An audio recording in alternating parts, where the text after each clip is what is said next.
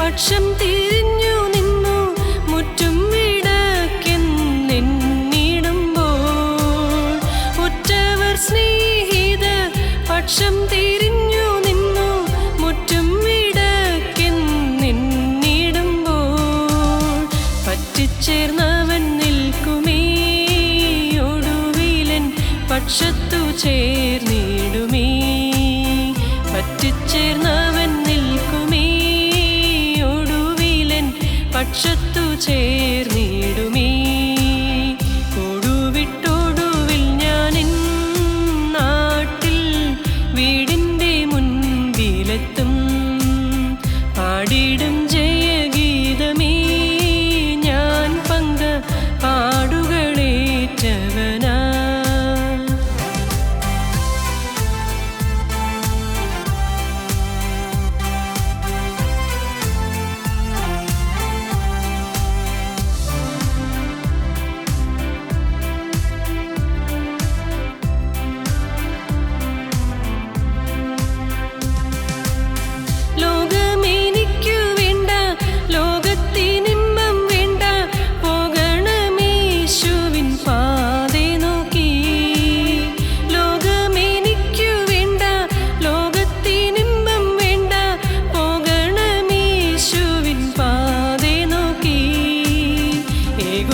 സമസ്തവും ഞാൻ എൻ്റെ ഏകനാഥനെ നിനക്കായി ഏകുന്നു സമസ്തവും ഞാൻ എൻ്റെ ഏകനാഥനെ നിനക്കായി കൊടുവിട്ടൊടുവിൽ ഞാനെൻ നാട്ടിൽ വീടിൻ്റെ മുൻപിലെത്തും പാടിടും ജയഗീതമേ ഞാൻ പങ്ക പാടുകളേറ്റവനാ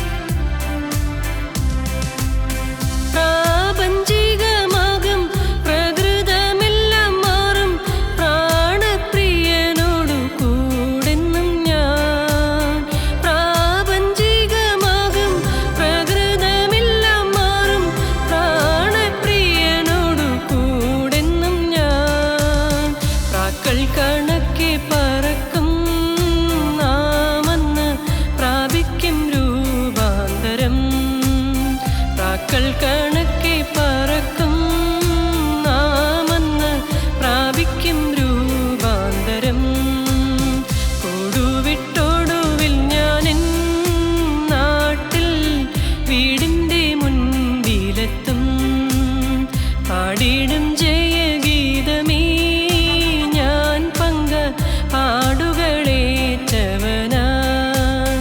പാടിടും ജയഗീതമേ ഞാൻ പങ്ക പാടുകളേറ്റവനാ. ഞങ്ങളും ക്രൂശിക്കപ്പെട്ട ക്രിസ്തുവിനെ പ്രസംഗിക്കുന്നു. ദൈവ തിരുനാമത്തിന് മഹത്വം ഉണ്ടാകട്ടെ. രാജാക്കന്മാരുടെ 1-ാം പുസ്തകം 18-ാം അധ്യായം 37-ഉം 38-ഉം വാക്യങ്ങൾ വായിക്കാം. യഹോവേ, എനിക്ക് ഉത്തരമരുളണമേ, നീ ദൈവം തന്നെ. യഹോവേ, നീ തങ്ങളുടെ ഹൃദയം വീണ്ടും തിരിച്ചു എന്ന് ഈ ജനം അറിയേണ്ടതിന് എനിക്ക് ഉത്തരമരുളണമേ എന്ന് പറഞ്ഞു. ഉടനെ യഹോവയുടെ തീ ഇറങ്ങി ഹോമയാഗവും വിറകും മണ്ണും ദഹിപ്പിച്ചു, തോട്ടിലെ വെള്ളവും വറ്റിച്ചു കളഞ്ഞു. ജനമെല്ലാം അത് കണ്ട് കവിണ്ണു വീണു. യഹോവ തന്നെ ദൈവം, യഹോവ തന്നെ ദൈവം എന്ന് പറഞ്ഞു. ഏലിയാ പ്രവാചകൻ കർമ്മേൽ ഗിരിയിൽ, കർമ്മേലിൻ്റെ മുകളിൽ തീ ഇറങ്ങുകയാണ്. കർമ്മേൽ പർവ്വതത്തിൻ്റെ മുകളിൽ തീ ഇറങ്ങുകയാണ്. ദൈവത്തിന് വേണ്ടി വിശുദ്ധിയോടെ ദൈവസ്നേഹത്തിൽ കത്തിജ്വലിച്ച് ഒരു മനുഷ്യൻ നിന്നപ്പോൾ അവിടെ സ്വർഗത്തിലെ അഗ്നി ഇറങ്ങി. ദൈവവൈതലേ, നിനക്ക് നിൻ്റെ വീട്ടിൽ ദൈവപുരുഷനായി നിൽക്കാമോ? മകനെ, നിൻ്റെ വീട്ടിൽ ഒരു ദൈവവൈതലായി നിനക്കൊരാൾക്ക് നിൽക്കാമോ? മോളെ, നിൻ്റെ വീട്ടിൽ നിനക്കൊരാൾക്ക് ജീവനുള്ള ക്രിസ്തുവിൻ്റെ പ്രതിനിധിയായി നിൽക്കാമോ? യേശു എങ്ങനെയുള്ളവെന്ന് കാണുവാൻ ആഗ്രഹിക്കുന്നവർക്ക് യേശു ഇങ്ങനെയുള്ളവനെന്ന് നിന്നെ തന്നെ കാണിച്ചു കൊടുത്തുകൊണ്ട് ക്രിസ്തുവിൻ്റെ സ്വഭാവമുള്ളവളായി നിനക്ക് നിൽക്കാമോ? ക്രിസ്തുവിൻ്റെ സ്വഭാവമുള്ളവനായി നിനക്ക് നിൽക്കാമോ? ക്രിസ്തുവിനെ തീ കത്തുന്നവനായി നിനക്ക് നിൽക്കാമോ? നീ ഒരാളിൽ നിന്നുകൊണ്ട് നിൻ്റെ കുടുംബത്തിൽ നിന്ന് ദുരാത്മബാധയെ കർത്താവ് മാറ്റും. നീ ഒരാളിൽ നിന്നുകൊണ്ട് നിൻ്റെ മക്കളുടെ മേൽ നിന്ന് സകല ശത്രുബാധയും കർത്താവ് മാറ്റിത്തരും. നീ ഒരാളിൽ നിന്നുകൊണ്ട് നിൻ്റെ മാതാപിതാക്കൾ സ്വർഗരാജ്യത്തിൻ്റെ അവകാശികളാക്കി തീർക്കാൻ മാനസാന്തരത്തിലേക്ക് കർത്താവ് വരെ നടത്തും. മകനെ, നീ ഒരാളിൽ നിന്നുകൊണ്ട് നിൻ്റെ ഭാര്യയെയും അവളുടെ പ്രിയപ്പെട്ടവരെയും എല്ലാം ദൈവരാജ്യത്തിന് അവകാശികളാക്കി തീർക്കാൻ യേശുക്രിസ്തു പ്രവർത്തിക്കും. ഒരാൾ തീയായി നിൽക്കുക. ഏലിയാവ് നമുക്ക് സമസ്വഭാവമുള്ള മനുഷ്യനായിരുന്നു. നമുക്ക് സമസ്വഭാവമുള്ള മനുഷ്യനായ ഏലിയാവ് ദൈവത്തിൻ്റെ തീ ഉള്ളത്തിൽ കത്തിക്കൊണ്ട് നിന്നു. ഏലിയാവ് പറഞ്ഞു, തീ കൊണ്ടുത്തനുള്ള ദൈവമാണ് സത്യദൈവം. ജനമെല്ലാം അത് നല്ല വാക്കാണ്, അംഗീകരിച്ചു. നല്ല വാക്ക്. ആദ്യം ഒന്നും പറഞ്ഞില്ല അവർ. എത്രത്തോളം നിങ്ങൾ 2 തോണിയിൽ കാൽ വയ്ക്കുമെന്ന് ചോദിച്ചിട്ട് ഒരക്ഷരം മിണ്ടിയില്ല. പക്ഷേ തീ കൊണ്ടുത്തരവുള്ള ദൈവമാണ് സത്യദൈവമെന്ന് പറഞ്ഞപ്പോൾ അത് നല്ല വാക്ക് എന്ന് ജനം പറഞ്ഞു. എന്തുണ്ടായി? കാളയെ കൊണ്ടുവന്നു. വിഗ്രഹാരാധികൾ, ബാലിൻ്റെ പ്രവാചകന്മാർ 450 പേര് അവരെ കാളയെ ഖണ്ഡം ഖണ്ഡമാക്കി വെച്ചു. അവർ കാളയെ ഖണ്ഡം ഖണ്ഡമാക്കിയിട്ട് യാഗപീഠത്തിന്മേൽ വെച്ചു. ബാലയെ ഉത്തരവിടണമേ എന്ന് പറഞ്ഞുകൊണ്ട് അവർ പ്രാർത്ഥിച്ചു തുടങ്ങി. നാം വായിക്കുന്നത് അങ്ങനെയാണ്. രാജാക്കന്മാരുടെ 1-ാമത്തെ പുസ്തകം 18-ാം അധ്യായത്തിൻ്റെ 26-ാം വാക്യം മുതൽ. അങ്ങനെ അവർക്ക് കൊടുത്ത കാളയെ അവരെടുത്ത് ഒരുക്കി ബാലയെ ഉത്തരവിടണമേ എന്ന് രാവിലെ തുടങ്ങി ഉച്ചവരെ ബാലിൻ്റെ നാമത്തെ വിളിച്ചപേക്ഷിച്ചു. ഒരു ശബ്ദമോ ഉത്തരമോ ഉണ്ടായില്ല. ഉച്ച തിരിഞ്ഞിട്ട് ഭോജനയാഗം കഴിക്കുന്ന സമയം വരെ അവർ വെളിച്ചപ്പെട്ടുകൊണ്ടിരുന്നു. എന്നിട്ടും ഒരു ശബ്ദമോ ഉത്തരമോ ശ്രദ്ധയോ ഉണ്ടായില്ല. അപ്പോൾ ഏലിയാവ് പറഞ്ഞു, അടുത്ത വാക്യം 30-ാം വാക്യം. അപ്പോൾ ഏലിയാവ്, എൻ്റെ അടുക്കൽ വരുവീനെന്ന് സർവ്വജനത്തോടും പറഞ്ഞു. സർവ്വജനവും അവൻ്റെ അടുക്കൽ ചേർന്നു. അവൻ ഇടിഞ്ഞു കിടന്ന് യഹോവയുടെ യാഗപീഠം നന്നാക്കി. നിനക്ക് ഇസ്രായേൽ എന്ന് പേരാകുമെന്ന് യഹോവയുടെ അരുളപ്പാട് ലഭിച്ച യാക്കോബിൻ്റെ പുത്രന്മാരുടെ ഗോത്രസംഖ്യയ്ക്ക് ഒത്തവണ്ണം 12 കല്ലെടുത്തു. കല്ലുകൊണ്ട് യഹോവയുടെ നാമത്തിൽ ഒരു യാഗപീഠം പണിതു. ദൈവത്തിന് സ്തോത്രം. എന്താണെന്നോ, തീയിറങ്ങാനുള്ള ആദ്യത്തെ പടി ദൂരെ ചെതറിക്കിടക്കുന്ന കല്ലുകളെല്ലാം ചേർത്ത് വയ്ക്കുകയാണ്. ചെതറിപ്പോയ കല്ലുകൾ, യാഗപീഠത്തിൻ്റെ കല്ലുകൾ എല്ലാം ചെതറിപ്പോയി, ചെതറി അകന്നുപോയി, ചെതറി തൂങ്ങിപ്പോയി. ആ അകന്നുപോയ കല്ലുകളെയെല്ലാം എടുത്തു കൊണ്ടുവന്ന് ചേർത്ത് വെച്ചു. തീയിറങ്ങാനുള്ള പോംവഴിയാണ്. പ്രിയപ്പെട്ടവരെ, നിങ്ങൾക്ക് വലുത് മനസ്സിലായോ? നിങ്ങളുടെ ജീവിതത്തിൽ തീയിറങ്ങണമെങ്കിൽ, കർമ്മേലിൽ തീയിറക്കിയ ദൈവം നിങ്ങളുടെ ഹൃദയത്തിൽ ഇറങ്ങണമെങ്കിൽ, നിങ്ങളുടെ ശുശ്രൂഷയിൽ ഇറങ്ങണമെങ്കിൽ അകന്നുപോയ കല്ലുകളെ അടുപ്പിച്ച് വയ്ക്കണം. അകന്നുപോയ ബന്ധങ്ങൾ അതെല്ലാം അടുപ്പിക്കണം. അകന്നുപോയ സ്നേഹബന്ധങ്ങൾ അടുപ്പിക്കണം. ഭർത്താവിനോട് അകന്നുപോയ ഭാര്യ ഭർത്താവിനോട് ചേർന്ന് വരുവാൻ തയ്യാറാകണം. ഭാര്യയോട് ഹൃദയം കൊണ്ട് അകന്നുപോയ മനുഷ്യൻ ഭാര്യയെ സ്വന്തം പ്രാണനെ പോലെ സ്നേഹിക്കാൻ തയ്യാറാകണം. തക്ക തുണയായി ഭാര്യയെ കാണാൻ തയ്യാറാകണം. തക്ക തുണ, അങ്ങനെയാണ് ബൈബിൾ പറയുന്നത്. തക്ക തുണയായി ദൈവം തന്ന ഭാര്യയെ തക്ക തുണയായി തന്നെ പുരുഷൻ കാണണം, ഭർത്താവ് കാണണം. ഭാര്യയ്ക്ക് ഏതെല്ലാം കുറവുകളുണ്ടെന്നോ അവൾക്ക് എന്തെല്ലാം പോരായ്മയുണ്ടെന്നോ നോക്കുകയല്ല, അവളെയും താങ്ങാനും അവളെയും അവളുടെ ബലഹീനതയിൽ കൈത്താങ്ങൽ കൊടുത്ത് അവളെ സഹായിക്കാനും അവളോട് ക്ഷമിക്കാനും അവളോട് പൊറുക്കാനും ഭർത്താവ് തയ്യാറാകണം. ഭാര്യയും അതുപോലെ തന്നെ. ഭർത്താവിൻ്റെ ബലഹീനതകൾ, ഭർത്താവിൻ്റെ പോരായ്മകൾ, ഭർത്താവിനുള്ളതായ ക്ഷീണതകൾ, ഭർത്താവിൻ്റെ ജീവിതത്തിലുള്ളതായ പല പല ക്ഷീണവശങ്ങൾ ഒക്കെയും താങ്ങിക്കൊടുക്കുവാനും ക്ഷമിക്കുവാനും സഹിക്കാനും പൊറുക്കാനും പ്രിയപ്പെട്ടവരെ നിങ്ങൾ തയ്യാറാകണം. അകന്നുപോയ കണ്ണികൾ അടുക്കണം. ദൈവത്തിന് സ്തോത്രം. സഹോദരങ്ങൾ തമ്മിൽ അകന്നുപോയിടത്ത് ഐക്യം വരണം. ഓർക്കുക, മാതാപിതാക്കളും മക്കളും തമ്മിൽ അകന്നുപോയിടത്ത് ഐക്യം വരണം. അത് എനിക്ക് ഐക്യം വരണമെന്നുണ്ട്, പക്ഷേ അവർക്ക് തയ്യാറല്ല, ഞാൻ എന്തു ചെയ്യും? ഇങ്ങനെ ചിന്തിക്കുന്ന ആളുകളുണ്ട്. എനിക്ക് കാര്യം ശരിയായിട്ട് പോകണമെന്നുണ്ട്, പക്ഷേ ഞാൻ മാത്രം വിചാരിച്ച പോരല്ലോ, എന്നോടെടുക്കാൻ അവർ തയ്യാറാകുന്നില്ല. അവനെ സ്വർഗത്തിലെ ദൈവം കാണുന്നില്ലേ? നിൻ്റെ ഹൃദയത്തിൽ നൈർമല്യം വരട്ടെ, നിൻ്റെ ഹൃദയത്തിൽ നിഷ്കളങ്കമായ ആഗ്രഹം വരട്ടെ. അവരിങ്ങോട്ട് അടുത്തില്ലെങ്കിലും നീ ഉള്ളം കൊണ്ട് അടുത്തുകൊള്ളൂ, അപ്പോൾ കാണാം അനുഗ്രഹങ്ങൾ. നിൻ്റെ ഹൃദയത്തിൽ മാറ്റം വരട്ടെ. ഐക്യം വരട്ടെ. സ്വർഗീയ കൃപയും വാഴവും അനുഗ്രഹവും ശക്തിധന്യതയോടെ നിങ്ങളുടെ മേൽ ഇറങ്ങും. സത്യമാണ് പ്രിയപ്പെട്ടവരെ, നിങ്ങളുടെ ഉള്ളത്തിൽ ആരോടും പരിഭവമില്ലാതെ, ആരോടും വൈരാഗ്യമില്ലാതെ, ആരോടും അകൽച്ചയില്ലാതെ എല്ലാവരെയും ആദരിക്കാനും സ്നേഹിക്കാനും നിങ്ങൾ തയ്യാറാകുമ്പോൾ പ്രിയപ്പെട്ടവരെ, സ്വർഗത്തിലെ ദൈവം കാണുകയും ദൈവം നിങ്ങളെ അനുഗ്രഹിക്കുകയും ചെയ്യും. അനുഗ്രഹം നിങ്ങളുടെ തലമേൽ വരും. ഒരുപക്ഷെ അകന്നുപോയവരടുക്കാൻ തയ്യാറായില്ലെങ്കിൽ പോലും നിങ്ങൾക്ക് അനുഗ്രഹ സമൃദ്ധി കർത്താവ് തന്നുകൊണ്ടിരിക്കും. അകന്നുപോയ കല്ലുകൾ എല്ലാം അടുപ്പിച്ച് വയ്ക്കണം. കൂട്ടായ്മയിൽ അകന്നുപോയവരുണ്ടോ? പരസ്പരം കണ്ടാൽ ഒരു വണ്ണസ് കിട്ടാതെ, ഒരു മനസ്സ് കിട്ടാതെ അകന്നിരിക്കുന്നവരുണ്ടോ? ആ ഇന്നർ ഹാർമണി നഷ്ടപ്പെട്ടു പോയവരുണ്ടോ? അകത്തെ കൂറിണക്കം പോയവരുണ്ടോ? പ്രിയപ്പെട്ടവരെ, കൂട്ടായ്മയിൽ പല പല കാരണങ്ങളാൽ കൂട്ടായ്മയിൽ ചില കടുംപിടുത്തങ്ങൾ ഉണ്ടാകാം, ചില ദ്രവ്യാഗ്രഹം കൊണ്ടാകാം, അതല്ലെങ്കിൽ ചില സ്ഥാനമോഹം കൊണ്ടാകാം, അല്ലെങ്കിൽ എൻ്റെ അഭിപ്രായം നടന്നില്ല എന്നുള്ള ഒരു വാശി കൊണ്ടാകാം. മനുഷ്യൻ്റെ സ്വയം കൊണ്ട് കൂട്ടായ്മയിലുള്ള ദൈവമക്കൾ തമ്മിൽ അകന്നുവെന്ന് വരാം. പക്ഷേ അകന്ന കല്ലുകളെല്ലാം ചേർത്ത് വയ്ക്കണം. യാഗപീഠത്തിൽ തീയിറങ്ങാൻ അകന്നുപോയതെല്ലാം ചേർത്ത് വയ്ക്കണം. മനഃപൂർവ്വം ക്ഷമിക്കാൻ തയ്യാറാകുക, മനഃപൂർവ്വം പൊറുക്കാൻ തയ്യാറാകുക, മനഃപൂർവ്വം വിട്ടുവീഴ്ച ചെയ്യാൻ തയ്യാറാകുക, മറ്റുള്ളവരുടെ ബലഹീനതയിൽ താങ്ങാൻ തയ്യാറാകുക, മറ്റുള്ളവരുടെ പോരായ്മയിൽ അതിൽ താങ്ങി അവിടെ സഹായിപ്പാൻ തയ്യാറാകുക. മറ്റുള്ളവരുടെ കുറ്റം പെരിപ്പിച്ച് കാണാതിരിക്കുക, ആരുടെയും കുറ്റം കാണാതിരിക്കുക. ദൈവത്തിൻ്റെ വലിയ നാമം മഹത്വപ്പെടട്ടെ. മുമ്പൊരവസരത്തിൽ ഞാൻ പറഞ്ഞത് നിങ്ങൾക്ക് ഓർമ്മയുണ്ടോ? ഞാൻ എൻ്റെ തെറ്റ് മാത്രം കാണണം, മറ്റുള്ളവരുടെ തെറ്റ് ഞാൻ കാണരുത്. ഞാൻ എൻ്റെ നന്മ കാണരുത്, മറ്റുള്ളവരുടെ നന്മയെല്ലാം കാണണം. അനുഗ്രഹമാകും, നമ്മുടെ ജീവിതം അനുഗ്രഹമാകും.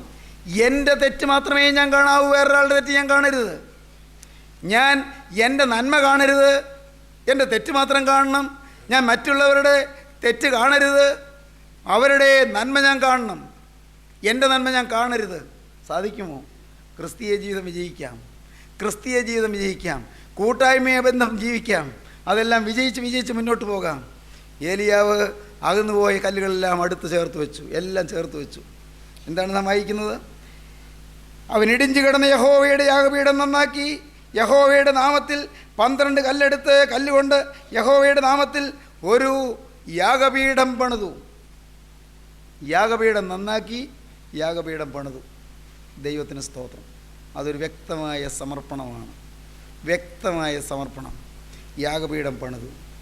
നിങ്ങൾക്കറിയാമോ, ബൈബിൾ വായിച്ചു വരുമ്പോൾ ആദ്യത്തെ പുസ്തകം മുതൽ യാഗപീഠത്തെ കാണാം. ഉൽപ്പത്തി പുസ്തകം നോക്കാമോ? ഉൽപ്പത്തി പുസ്തകത്തിൻ്റെ ആദ്യം 4-ാം അധ്യായം 26-ാം വാക്യത്തിൽ ആ കാലത്ത് യഹോവയുടെ നാമത്തിലുള്ള ആരാധന തുടങ്ങി. യാഗപീഠം പണിതുള്ള ആരാധന, യഹോവയുടെ നാമത്തിലുള്ള ആരാധന തുടങ്ങി എന്ന് ഉൽപ്പത്തി പുസ്തകം 4-ാം അധ്യായം 26-ാം വാക്യത്തിൽ നാം കാണുന്നു. നാം പിന്നീട് തുടർന്ന് വായിക്കുമ്പോൾ കാണാം നോഹ യാഗപീഠം പണിതു എന്ന്. 8-ാം അധ്യായം 20-ാം വാക്യം, നോഹ യഹോവയ്ക്കൊരു യാഗപീഠം പണിതു, ശുദ്ധിയുള്ള സകല മൃഗങ്ങളിലും ശുദ്ധിയുള്ള എല്ലാ പറവകളിലും ചിലതെടുത്ത് യാഗപീഠത്തിന്മേൽ ഹോമയാഗം അർപ്പിച്ചു. യഹോവ സൗരഭ്യവാസനം മണത്തപ്പോൾ യഹോവ അതിൻ്റെ ഹൃദയത്തിൽ അരുളി ചെയ്തത്, ഞാൻ മനുഷ്യൻ്റെ നിമിത്തം ഇനി ഭൂമിയെ ശപിക്കയില്ല. നോഹ യാഗപീഠം പണിതു. തുടർന്ന് നാം വായിച്ചു വരുമ്പോൾ കാണാം, പ്രിയപ്പെട്ടവരെ, 12-ാം അധ്യായത്തിലേക്ക് വരുമ്പോൾ കാണാം അബ്രഹാം യാഗപീഠം പണിതു. 12-ാം അധ്യായം 7-ാം വാക്യം, യഹോവ അബ്രഹാമിന് പ്രത്യക്ഷനായി നിന്റെ സന്തതിക്ക് ഞാൻ ഈ ദേശം കൊടുക്കുമെന്ന് അരുളി ചെയ്തു. തനിക്ക് പ്രത്യക്ഷനായ യഹോവയ്ക്ക് അവൻ അവിടെ ഒരു യാഗപീഠം പണിതു. വീണ്ടും 8-ാം വാക്യം, ബേഥേൽ പടിഞ്ഞാറും ഹായി കിഴക്കുമായി കൂടാരമടിച്ചു. അവിടെ അവൻ യഹോവയ്ക്ക് ഒരു യാഗപീഠം പണിതു, യഹോവയുടെ നാമത്തിൽ ആരാധിച്ചു. വീണ്ടും 13-ാം അധ്യായം 3-ാം വാക്യം, താൻ ആദിയിലുണ്ടാക്കിയ യാഗപീഠം വരുന്നതുമായ സ്ഥലം വരെയും ചെന്നു. അവിടെ അബ്രഹാം യഹോവയുടെ നാമത്തിൽ ആരാധിച്ചു. വീണ്ടും 13-ാം അധ്യായം 18-ാം വാക്യം, അപ്പോൾ അബ്രഹാം കൂടാരം നീക്കി ഹെബ്രോനിൽ മമ്രയുടെ തോപ്പിൽ വന്ന് പാർത്തു. അവിടെ യഹോവയ്ക്ക് ഒരു യാഗപീഠം പണിതു. സഹോദരങ്ങളെ, യാഗപീഠം പണിയുന്നു. 15-ാം അധ്യായം 9-ാം വാക്യം, അവനോട് 3 വയസ്സുള്ള ഒരു പശുക്കിടാവിനെയും 3 വയസ്സുള്ള ഒരു കോലാടിനെയും 3 വയസ്സുള്ള ഒരു ആട്ടുകൊറ്റനെയും ഒരു കുറുപ്രാവിനെയും ഒരു പ്രാവിൻ കുഞ്ഞിനെയും കൊണ്ടുവരിക എന്ന് കൽപ്പിച്ചു. അവിടെ അബ്രഹാം ഒരു യാഗപീഠം പണിതു. യാഗപീഠം വായിക്കാൻ നോക്കിയാൽ ധാരാളം കാര്യങ്ങൾ കാണാം. എന്തിനാണ് പറഞ്ഞതെന്നോ? ആത്മീയ ജീവിതത്തിൽ മുന്നോട്ട് പോകണമെങ്കിൽ യാഗപീഠം പണിയണം, യാഗമർപ്പിക്കണം. എന്താണ് അതിൻ്റെ അർത്ഥം? എന്നെ തന്നെ യാഗമായി അർപ്പിക്കണം. എൻ്റെ അവയവം പ്രതിയായി യാഗമായി അർപ്പിക്കണം. എൻ്റെ ആന്തരീന്ദ്രിയങ്ങളെയും ബാഹ്യേന്ദ്രിയങ്ങളെയും യാഗമായി അർപ്പിക്കണം. എൻ്റെ ചിന്തകളെയും എൻ്റെ ആഗ്രഹങ്ങളെയും എൻ്റെ മോഹങ്ങളെയും യാഗമായി അർപ്പിക്കണം. എൻ്റെ നന്മകളെയും ദൈവം തന്ന അനുഗ്രഹങ്ങളെയും യാഗമായി അർപ്പിക്കണം. എല്ലാം യാഗമായി അർപ്പിക്കുമ്പോൾ മാത്രമേ ദൈവത്തിൻ്റെ തീ എന്നിലിറങ്ങുകയുള്ളൂ. നാം വായിക്കുന്നു സങ്കീർത്തനം 50-ാം സങ്കീർത്തനം 5-ാം വാക്യം, യാഗം കഴിച്ച് എന്നോട് നിയമം ചെയ്തവരായ എൻ്റെ വിശുദ്ധന്മാരെ എൻ്റെ അടുക്കൽ കൂട്ടുവീൻ. സ്നേഹിതരെ, നിങ്ങളുടെ ജീവിതത്തിൽ ആത്മീയമായി ഒരു ചുവട് വയ്ക്കണമെങ്കിൽ യാഗം കഴിക്കുന്ന അനുഭവം നിങ്ങൾക്ക് ലഭിക്കണം. ഒന്ന് ചിന്തിക്കൂ, നിങ്ങൾ എന്തെല്ലാം യാഗം കഴിച്ചു, എന്തെല്ലാം നിങ്ങൾ ബലിവേദിയിൽ അർപ്പിച്ചു, എന്തെല്ലാം നിങ്ങൾ ബലിപീഠത്തിൽ അർപ്പിച്ചു, എന്തെല്ലാം നിങ്ങൾ യാഗവേദിയിൽ അർപ്പണം ചെയ്തു, എന്തെല്ലാം നിങ്ങൾ കർത്താവിൻ്റെ പാദത്തിൽ വെച്ചു. ഇനിയും കർത്താവിൻ്റെ പാദപീഠത്തിൽ വയ്ക്കാൻ പലതുമില്ലേ?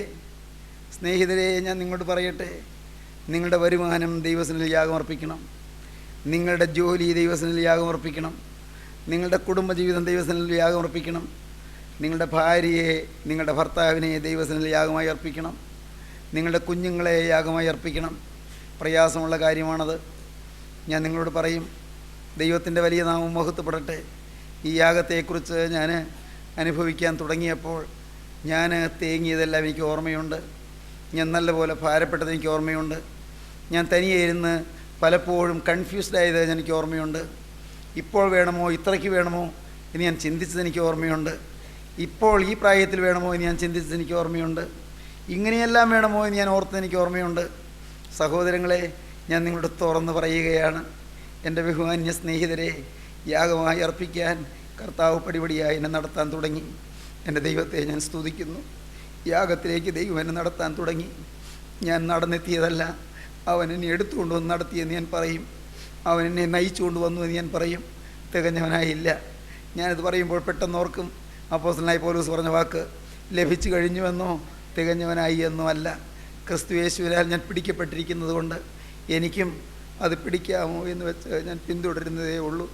ഒന്ന് ഞാൻ ചെയ്യുന്നു, പിമ്പിലുള്ളത് മറന്നു, മുമ്പിലുള്ളതിന് ആഞ്ഞും കൊണ്ട് ക്രിസ്തു യേശുവിൽ ദൈവത്തിൻ്റെ പരമവിളിയുടെ വിരുദിനായി ലാക്കിലേക്ക് ഓടുന്നു. ദൈവത്തിന് സ്തോത്രം. ലഭിച്ചു കഴിഞ്ഞുവെന്നോ തികഞ്ഞവനായി എന്നോ അല്ല, ക്രിസ്തു യേശുവിനാൽ ഞാൻ പിടിക്കപ്പെട്ടിരിക്കുന്നത് കൊണ്ട് എനിക്കും അത് പിടിക്കാമോ എന്ന് വെച്ച് ഞാൻ പിന്തുടരുന്നതേ ഉള്ളൂ. ഒന്ന് ഞാൻ ചെയ്യുന്നു, പിമ്പിലുള്ളത് മറന്നും മുമ്പിലുള്ളതിന് ആഞ്ഞും കൊണ്ട് ക്രിസ്തു യേശുവിൽ ദൈവത്തിൻ്റെ പരമവിളിയുടെ വിരുദിനായി ലാക്കിലേക്ക് ഓടുന്നു. ദൈവത്തിന് സ്തോത്രം. ദൈവജനമേ, ഒരു ലാക്ക് നിങ്ങളുടെ മുമ്പിൽ ചൂണ്ടിക്കാണിച്ച് തന്നിരിക്കുന്നു. വിശ്വാസത്തിന് നായകനും പൂർത്തി വരുത്തുന്നതിനുമായ യേശുവിനെ നോക്കിക്കൊണ്ട് പോകുവാൻ ഒരു സത്യമായ സജീവമായ ഒരു ലാക്ക് നിങ്ങൾക്ക് തന്നിരിക്കുന്നു. നിങ്ങൾ സകല ഭാരവും മുറുകെ പറ്റുന്ന പാപവും വിട്ട് മുമ്പിൽ വെച്ചിരിക്കുന്ന ഓട്ടം സ്ഥിരതയോടെ ഓടുവാൻ ദൈവത്തിൻ്റെ ആത്മാവ് നിങ്ങൾക്ക് ആഹ്വാനം തന്നിരിക്കുന്നു. ഓട്ടമോടി തികച്ച വിശുദ്ധന്മാരായ സാക്ഷികളുടെ സമൂഹം ചുറ്റും നിൽക്കുന്നത് കണ്ടുകൊണ്ട്, അവരുടെ പ്രോത്സാഹന വാക്കുകളും പ്രോത്സാഹന ജീവിതവും കണ്ടുകൊണ്ട്, ആ വാക്കുകൾ ശ്രദ്ധിച്ചുകൊണ്ട് നിങ്ങൾ മുന്നോട്ട് ഓടുവാൻ ദൈവത്തിൻ്റെ പരിശുദ്ധാത്മാവ് ആഹ്വാനം ചെയ്യുന്നു. പ്രിയപ്പെട്ടവരെ, പിൻപിലേക്കെല്ലാം മറന്നു കളയുക, പിൻപിലുള്ളതെല്ലാം വിട്ട് കളയുക, മുമ്പിലേക്ക് ആഞ്ഞുകൊള്ളുക. സാധിക്കുമോ? യാഗം കഴിക്കാൻ തയ്യാറാകണം. ആത്മീയ ജീവിതം വേണമെങ്കിൽ റിസ്ക്കിയാണെന്ന് ഞാൻ പറയും, അത് ക്ലേശകരമാണെന്ന് ഞാൻ പറയും, അത് വളരെ കോസ്റ്റ്ലിയാണെന്ന് ഞാൻ പറയും. ദൈവത്തിന് സ്തോത്രം. വളരെ കോസ്റ്റ്ലിയാണ്. ഈ നൂറ്റാണ്ടിൽ ഈ കോസ്റ്റ്ലിയായ യാഗം കഴിക്കാൻ ആർക്കെല്ലാം തയ്യാറുണ്ടെന്നാണ് ചോദിക്കുന്നത്. ദൈവത്തിന് സ്തോത്രം. നിങ്ങളതിന് സഭയൊന്നും മാറണ്ട, ഒരു സമുദായവും മാറണ്ട, നിങ്ങളുടെ പള്ളിയും മാറണ്ട, നിങ്ങളുടെ ഇടവകയും മാറണ്ട, നിങ്ങളുടെ മതവും മാറണ്ട. സ്നേഹിതരെ, ഞാൻ വ്യക്തമായി പറയുകയാണ്, മതം മാറണ്ട, സമുദായം മാറണ്ട, സഭ മാറണ്ട, പള്ളി മാറണ്ട. നിങ്ങൾ വ്യക്തമായി കേട്ടുകൊള്ളൂ. മാറേണ്ടത് എന്താണെന്നറിയാമോ? നിങ്ങളുടെ ഹൃദയമാണ്. ഹൃദയം മാറും, യാഗമായി അർപ്പണം ചെയ്യും. എല്ലാം യാഗവേദിയിൽ. ഒന്നോർത്ത് നോക്കൂ, യാഗപീഠത്തിൽ വെച്ചത് ചിലതെല്ലാം എടുത്തവരെ ഇവിടെ ഇരിക്കുന്നുണ്ടോ? പ്രിയപ്പെട്ടവരെ, ഒരിക്കൽ അർപ്പണം ചെയ്തതാണ്, ഒരിക്കൽ സമർപ്പണം ചെയ്തതാണ്. എന്നാൽ ചിലതെല്ലാം തിരികെ എടുത്തവരുടെ ഇരിപ്പുണ്ടോ? ദൈവത്തോട് പറഞ്ഞ വാക്ക് തിരികെ എടുത്തവരുടെ ഇരിപ്പുണ്ടോ? ദൈവത്തോട് പറഞ്ഞ വാക്കിൽ നിന്ന് പുറകോട്ട് പോയവരുടെ ഇരിപ്പുണ്ടോ? ദൈവവൈതലേ, ചില പാവങ്ങൾ വേണ്ട എന്ന് വെച്ചതല്ലേ, എന്നാൽ പിന്നീട് നീ പിന്നെയും പാവത്തിൽ കുടുങ്ങിയ അനുഭവത്തിൽ ഇന്നിരിക്കുന്നുണ്ടോ? പണ്ടത്തെ തീഷ്ണത എവിടെ പോയി മോനെ? മോനെ, നിന്റെ പണ്ടത്തെ എരിവ് എവിടെ പോയി? മോളെ, നിന്റെ പണ്ടത്തെ ആത്മീയ സമാധാനം എവിടെ പോയി? ആത്മാവിന്റെ തീഷ്ണത എവിടെ പോയി? പണ്ടുള്ള ആ തീ ഇന്ന് കെട്ടിരിക്കുന്നല്ലോ. പണ്ടുണ്ടായിരുന്ന അഗ്നി ഇന്ന് കെട്ടുപോയല്ലോ. തീ ജ്വാല കെട്ടുപോയല്ലോ. തീയുടെ ചൂട് കുറഞ്ഞു പോയല്ലോ. തീയുടെ വെളിച്ചം കുറഞ്ഞു പോയല്ലോ. മങ്ങി മങ്ങി ചിലർ കത്തുന്നുണ്ട്. എൻ്റെ ദൈവമേ, ഞാൻ തുറന്ന് പറഞ്ഞോട്ടെ, അവിടെ ചിലർ മങ്ങി മങ്ങി കത്തുന്നുണ്ട്. ദൈവത്തിന് സ്തോത്രം. ചിലത് അങ്ങനെ ഒന്ന് തൊടും, ഒന്ന് കത്തും, പിന്നെ ഇതാ പെട്ടെന്ന് കെടും, പിന്നെ വീണ്ടും. എൻ്റെ ദൈവത്തിൻ്റെ വലിയ നാമം മഹത്വപ്പെടട്ടെ. ദൈവത്തിന് സ്തോത്രം. സഹോദരങ്ങളെ, അങ്ങനെ തെളിഞ്ഞും കെട്ടും ഇരിക്കുന്നവരിവിടെ ഇരിപ്പുണ്ട്. ദൈവത്തിന് സ്തോത്രം. ആളിക്കത്തുന്നവരാരെല്ലാം ഉണ്ട്. എൻ്റെ കരുണയുള്ള കർത്താവേ, ഞങ്ങളെല്ലാം ആളിക്കത്തുന്നവരായി തീരാൻ ഞങ്ങളുടെ മേൽ നിൻ്റെ തീ നിറങ്ങണമേ. ഹല്ലേലൂയ. ദൈവത്തിന് സ്തോത്രം. സ്നേഹം നിറഞ്ഞ കർത്താവേ, നിൻ്റെ പരിശുദ്ധാത്മാവിൻ്റെ തീയ്, പരിശുദ്ധാത്മാവിന് നൽവരം ആളിപ്പടരാൻ ഇന്ന് ഞങ്ങളോട് മനസ്സലിയണമേ കർത്താവേ. എല്ലാം മായയാണെന്ന് മനസ്സിലായി കർത്താവേ. എല്ലാം മായ. എൻ്റെ ദൈവമേ, എല്ലാം മണ്ണാങ്കട്ട കർത്താവേ. ഈ ഭൂമിയിലുള്ള സ്വത്ത്, ഭൂമിയിലുള്ള കൃഷി, ഭൂമിയിലുള്ള റബ്ബർ, എൻ്റെ കർത്താവ്, ഇവിടെയുള്ള വീട്, ഇവിടെയുള്ളതെല്ലാം എൻ്റെ കർത്താവേ, ഇവിടെയുള്ള ബന്ധങ്ങൾ, ഇവിടെയുള്ള സ്നേഹങ്ങൾ, ഇവിടെയുള്ളതായ സകല കാര്യങ്ങളും എല്ലാം മായ ശവക്കുഴിയിൽ തീരാനുള്ളതാണ്. അതെല്ലാം ശവക്കുഴിയുടെ അരികത്ത് എല്ലാം തീർന്നു പോകും. തീരാത്തത് എൻ്റെ യേശു മാത്രം. ശവക്കുഴിയിൽ തീർന്നു പോകാത്തത് എൻ്റെ യേശുരാജൻ മാത്രം. രാജാധിരാജ, നീ മാത്രം ശവക്കുഴിയിൽ തീരുകയില്ലല്ലോ. നീ മാത്രം ശവക്കുഴിയിൽ നിന്ന് ശവക്കല്ലറയെ തട്ടി തകർത്തുകൊണ്ട് ഉയർത്തെഴുന്നേറ്റ് ജീവിക്കുന്നവനാണല്ലോ. നിന്നിൽ ഞാനൊന്ന് ചാരട്ടെ, നിന്റെ മാറിൽ ഞാനൊന്ന് ചാരട്ടെ, നിന്റെ തിരുവിലാവിൽ ഞാനൊന്ന് ഒളിക്കട്ടെ, നിന്റെ തിരുവിലാവിൽ ഞാനൊന്ന് അഭയം പ്രാപിക്കട്ടെ, നിന്നിൽ എൻ്റെ സ്നേഹം ഞാനൊന്ന് പകരട്ടെ. കർത്താവേ, നിന്റെ സ്നേഹം എന്നിലേക്ക് നീ ഒന്ന് ഒഴുക്കണമേ. നിന്റെ ആത്മാവിനാൽ എന്നെ ഒന്ന് നിറയ്ക്കണമേ. ആത്മശക്തി എൻ്റെ മേൽ പകരണമേ. ആത്മാവിന് തീ എന്നിൽ കത്തണമേ. കർത്താവേ, ഞാനിതാ എന്നെ തന്നെ യാഗമായി അർപ്പണം ചെയ്യുന്നു. എന്നെ തന്നെ ഞാനിതാ യാഗമായി സമർപ്പിക്കുന്നു. ദൈവജനമേ, ആരെല്ലാം ഇപ്പോൾ തങ്ങളെ തന്നെ യാഗമായി സമർപ്പിക്കുന്നവരുണ്ട്, ആരെല്ലാം തങ്ങളെ തന്നെ സകലവും മറന്ന് യേശുവിനായി വേർതിരിക്കുന്നവരുണ്ട്, യേശുവിൻ്റെ വാക്ക് പറയുന്നവരുണ്ട്. യേശുവേ, ഇതുവരെയുള്ള ജീവിതമെല്ലാം പാഴായിപ്പോയല്ലോ കർത്താവേ. ഇതുവരെയുള്ള ജീവിതമെല്ലാം ലോകത്തിൻ്റെ ഇമ്പങ്ങളുടെ പിറകെ ഓടിയല്ലോ കർത്താവേ. ലോക സുഖങ്ങൾ തേടി ഓടിയല്ലോ, ലോക സന്തോഷങ്ങൾ തേടി ഓടിയല്ലോ, ലോകത്തിൻ്റെ ഇമ്പങ്ങളുടെ പിറകെ ഓടിയല്ലോ. മായയായതിൻ്റെ പിറകെ പാഞ്ഞുപോയ പള്ളാട് പോലെ ആയല്ലോ. പിതാക്കന്മാർ അങ്ങനെയൊക്കെയാണ് പ്രാർത്ഥിക്കുന്നത്. മായയുടെ പിന്നാലെ പായുന്ന പള്ളാട് പോലെ എൻ്റെ ദൈവമേ, എൻ്റെ ആയുസ്യം നശിപ്പിച്ചല്ലോ. മായയുടെ പിന്നാലെ ഞാൻ ഓടിപ്പോയല്ലോ, മായയുടെ പിന്നാലെ ഞാൻ പാഞ്ഞുപോയല്ലോ. എൻ്റെ ദൈവമേ, നിലനിൽക്കുന്ന നിത്യസമ്പത്തിയെ നേടിയില്ലല്ലോ. ദൈവത്തിന് സ്തോത്രം. നിലനിൽക്കുന്ന നിത്യസമ്പത്ത്, ഓ എൻ്റെ സ്നേഹിതരെ, അത് നേടാനല്ലേ കർത്താവ് ഇപ്പോൾ നമ്മുടെ അരികിലേക്ക് വന്നിരിക്കുന്നത്. അത് തരാനല്ലേ യേശു നമ്മുടെ ഹൃദയവാതിക്കൽ മുട്ടുന്നത്. ദൈവത്തിന് സ്തോത്രം. സത്യമാണ് പ്രിയരെ, നിങ്ങളുടെ ഹൃദയത്തിൻ്റെ വാതിക്കൽ എൻ്റെ അരിമരക്ഷകൻ വന്ന് മുട്ടിക്കൊണ്ട് നിൽക്കുകയാണ്. ഞാൻ നിങ്ങളോട് പറയട്ടെ, ആ കാഴ്ച നിങ്ങൾക്ക് കാണിച്ചു തരട്ടെ. ദൈവത്തിന് സ്തോത്രം. അവൻ്റെ ആ തൃക്കരം കൊണ്ട് മോനെ, നിൻ്റെ ഹൃദയത്തിൻ്റെ വാതിക്കൽ മുട്ടിക്കൊണ്ട് നിൽക്കുമ്പോൾ ഓരോ പ്രാവശ്യവും അവൻ്റെ ആ തൃക്കൈയിൽ നിന്ന് തിരക്തം തെറിച്ച് നിൻ്റെ ചങ്കിൽ വന്ന് പതിയുകയാണ്. ഓരോ തുള്ളി രക്തവും നിൻ്റെ ചങ്കിൽ വന്ന് പതിയുമ്പോൾ നീ വിശുദ്ധനായി മാറുകയാണ്. ഹല്ലേലൂയ. നീ കൂട്ടായ്മയ്ക്ക് വന്നത് നന്നായി, നീ വചനം കേൾക്കാൻ വന്നത് നന്നായി. നിൻ്റെ മേൽ ദൈവത്തിൻ്റെ പരിശുദ്ധാത്മാവിന് തീ പകരുകയാണ്. തിരക്തം നിൻ്റെ മേൽ തുള്ളി തുള്ളിയായി വർഷിക്കുകയാണ്. നിൻ്റെ പാപക്കറകൾ കഴുകുകയാണ്. കുറ്റബോധന കിട്ടുകയാണ്, പാപബോധന കിട്ടുകയാണ്. ഒരു പുതിയ ജീവിതത്തിനുള്ള വാഞ്ച നിനക്ക് വരികയാണ്. പാപമില്ലാത്ത ജീവിതം നയിക്കണമെന്നുള്ള ഒരു വലിയ പ്രതിഷ്ഠ നിന്റെ ഹൃദയത്തിൽ ഉരുത്തിരിഞ്ഞു വരികയാണ്. യേശുക്രിസ്തുവിന്റെ അത്ഭുതകരമായ അനുഭവങ്ങൾ നിനക്ക് തരുവാൻ യേശുക്രിസ്തു ഹൃദയവാതിൽ മുട്ടുകയാണ്. ഇപ്പോൾ ഹൃദയവാതിൽ തുറക്കുവീൻ, യേശുവിനോട് വാക്ക് പറയുവീൻ. യേശുവേ, ഇന്നു മുതൽ ഞാൻ നിന്റെ വക. എൻ്റെ യേശുവേ, ഇന്നു മുതൽ ഞാൻ പുതിയ സൃഷ്ടി. യേശുവിനോട് വാക്ക് പറയുവീൻ. ഒരുത്തൻ ക്രിസ്തുവിലായാൽ പുതിയ സൃഷ്ടിയാകുന്നു. പഴയത് കഴിഞ്ഞുപോയി, ഇതാ പുതുതായി തീർന്നിരിക്കുന്നു. അതിനൊക്കെയും ദൈവം തന്നെ കാരണം കാരണഭൂതൻ ദൈവത്തിന് സ്തോത്രം. ജീവനുള്ള ദൈവം നിങ്ങളുടെ ഓരോരുത്തരുടെ ഹൃദയത്തിൻ്റെ വാതിൽക്കൽ മുട്ടുന്ന സമയം ഉള്ളു തുറക്കുവീൻ, ദൈവത്തോട് വാക്ക് പറയുവീൻ. കർത്താവേ, യാഗപീഠം ഒരുക്കി, യാഗപീഠത്തിന്മേൽ യാഗമായി ഏലിയാവെന്ന് കാളയെ വെച്ചു. ഇപ്പോൾ ഞാൻ എന്നെ തന്നെ വയ്ക്കുകയാണ്. കർത്താവേ, ഞാനിപ്പോൾ എന്നെ തന്നെ യാഗപീഠത്തിന്മേൽ യാഗമായി അർപ്പണം ചെയ്യുകയാണ്. കർത്താവേ, നൂറ്റാണ്ടുകൾക്ക് മുമ്പ് കർമ്മേൽ ഗിരിയുടെ മുകളിൽ ഏലിയാവിൻ്റെ യാഗപീഠത്തിന്മേൽ സ്വർഗത്തിലെ തീ ഇറങ്ങിയില്ലേ കർത്താവേ? അന്ന് ഇറങ്ങിയല്ലോ. ആ തീ ഇപ്പോൾ എൻ്റെ മേലൊന്ന് ഇറങ്ങണമേ. യാഗപീഠത്തിലുള്ളതെല്ലാം കത്തിച്ച് അഗ്നി, യാഗപീഠത്തിൽ വെച്ചതെല്ലാം ദഹിപ്പിച്ച് അഗ്നി ഇപ്പോൾ എൻ്റെ മേൽ ഇറങ്ങണമേ. എൻ്റെ പഴയ സ്വഭാവം ദഹിപ്പിച്ച് കളയണമേ. കോപ സ്വഭാവം കത്തിപ്പോകണമേ കർത്താവേ. എൻ്റെ വാശിയും വൈരാഗ്യവും കത്തി ഭസ്മമായി പോകണമേ. കരുണയുള്ള കർത്താവേ, എൻ്റെ ജീവിതത്തിൽ ഇതുവരെ വന്ന ദുശ്ശീലങ്ങളും ദുർനടപടികളും ദുർനടപ്പുകളും ദ്രവ്യാഗ്രഹവും എൻ്റെ ജീവിതത്തിലെ വൈരാഗ്യങ്ങളും പകയും വിദ്വേഷവും അസൂയയും സ്ഥാനമോഹവും എല്ലാം ഇപ്പോൾ കത്തിപ്പോകണമേ. എൻ്റെ മേൽ നിൻ്റെ ആത്മാവിറങ്ങണമേ. പ്രാർത്ഥിപ്പീൻ ദൈവജനമേ, സമർപ്പിപ്പീൻ ദൈവജനമേ. യാഗം കഴിച്ച് എന്നോട് നിയമം ചെയ്തവരായ എൻ്റെ വിശുദ്ധന്മാരെ എൻ്റെ അടുക്കൽ കൂട്ടുവീൻ. നമുക്ക് പ്രാർത്ഥിക്കാം. സ്നേഹവാനെ, മഹാകാരുണ്യവാനായ ഞങ്ങളുടെ സ്വർഗീയ പിതാവേ, ഈ നല്ല ദിവസത്തിനായി നന്ദിയോടെ സ്തോത്രം. ഈ നല്ല സമയത്തിനായി നന്ദിയോടെ സ്തോത്രം. എൻ്റെ നാഥ, സ്വർഗം ഞങ്ങളുടെ മധ്യത്തിലേക്ക് ഇറങ്ങി വരുന്നതിനായി നന്ദിയോടെ സ്തോത്രം. ഇതാ മനുഷ്യരോടുകൂടെ ദൈവത്തിൻ്റെ കൂടാരം, അവൻ അവരോടുകൂടെ വസിക്കും. അവൻ അവരുടെ ദൈവമായി അവരോടുകൂടെ ഇരിക്കും. അവൻ അവരുടെ കണ്ണിൽ നിന്ന് കണ്ണുനീരെല്ലാം തുടച്ചു കളയും. ഹല്ലേലൂയ. ഇപ്പോൾ എല്ലാവരുടെയും കണ്ണിൽ നിന്ന് കണ്ണുനീര് തുടയ്ക്കുന്നതിനായി നന്ദിയോടെ സ്തോത്രം. യാഗം കഴിപ്പാൻ തീരുമാനിച്ചവരുടെ ശിരസിൽ ആണിപ്പാടലകരം വെച്ചതിനായി നന്ദിയോടെ സ്തോത്രം. രോഗശാന്തി തന്നതിനായി നന്ദിയോടെ സ്തോത്രം. ബലം പകർന്നതിനായി നന്ദിയോടെ സ്തോത്രം. ഉൾക്കരുത്തില്ലാത്തവരെ ധൈര്യപ്പെടുത്തുന്നതിനായി നന്ദിയോടെ സ്തോത്രം. ഭീരുക്കളും ഭയചകിതരുമായത് അവരെ ധൈര്യം പ്രാപിക്കുന്നതിനാൽ നന്ദിയോടെ സ്തോത്രം. കർത്താവേ, ചഞ്ചല ഹൃദയരെ ഉറപ്പിച്ചതിനാൽ നന്ദിയോടെ സ്തോത്രം. പൈശാചിക ബാധകളെ അയച്ചതിനാൽ നന്ദിയോടെ സ്തോത്രം.